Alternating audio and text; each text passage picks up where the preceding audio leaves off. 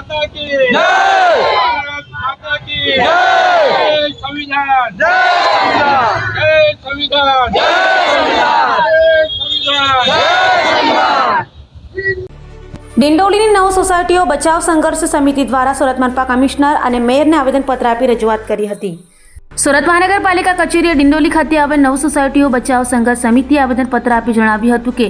Draft TP scheme number 62 જેમાં ડિંડોલી ભેદવાડ ભિસ્તાન ખાતે 25 થી 30 વર્ષ જૂની 9 રહેણાંક સોસાયટી પર મુકાયેલ રિઝર્વેશન રદ કરી તમામ પ્લેટ હોલ્ડરોના દસ્તાવેજો કરી માનવતાના ધોરણે રોડ, પાણી, ગટર, સ્ટ્રીટ લાઇટ જેવી પ્રાથમિક સુવિધાઓ આપવા માંગ કરાઈ હતી। Surat Sonawane ex municipal councillor standing committee सभ्य सूरत महानगरपालिका आज 9 सोसायटीओ बचाव संघर्ष समिति ડિંડોલીના નેજા હેઠળ એક વિશાળ જન આક્રોશ રેલીનું આયોજન અમે અહીંયા કરેલું છે। મેયરશ્રી, કમિશનરશ્રીને આવેદનપત્ર આપવા અમે મોટી સંખ્યામાં આવેલા, પરંતુ આ સત્તાના નશામાં મદમસ્ત અધિકારીઓ, સત્તાધીશો કોઈને પણ ગણકારતા નથી, કોઈને પણ મળતા નથી, રજૂઆત સાંભળતા નથી કે રજૂઆત પર યોગ્ય નિર્ણય લેતા નથી। છેલ્લા 25-30 વર્ષથી આ ડિંડોલીની 9 સોસાયટીમાં પરપ્રાંતીય મજૂર કામદારો રહે છે।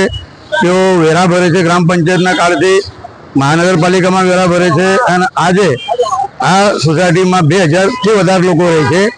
2000થી વધારે કુટુંબ રહે છે અને જેમને પ્લોટની સાઈઝ 15, 20 બાય 32, 20 બાય 30, 20 બાય 25ના મકાનોમાં લોકો રહે છે અને સરકારે રિઝર્વેશન એટલા માટે નાખ્યું છે કે આજુબાજુના બિલ્ડરોને ફાયદો થાય, આજુબાજુના બિલ્ડર લોબીને એનાથી બેનિફિટ થાય। આજે ઝૂંપડા જેવા મકાનો હટી જાય તો ત્યાં જમીનનો ભાવ વધી જાય અને માટે આ રિઝર્વેશન આ લોકો હટાવતા નથી। અમારી માગણી છે કે 31 ડિસેમ્બર 2025 સુધી આ તત્કાલ અમારી માગણી ઉપર ધ્યાન આપવામાં આવે, રિઝર્વેશન હટાવવામાં આવે, ત્યાં અમારા દસ્તાવેજ કરી આપવામાં આવે। પ્રધાનમંત્રીનું સપનું છે તમામને પાકું મકાન મળે, તો આ પાકું મકાન મળવા જોઈએ અને 31/12/2025 સુધી જો અમારી માગણી પર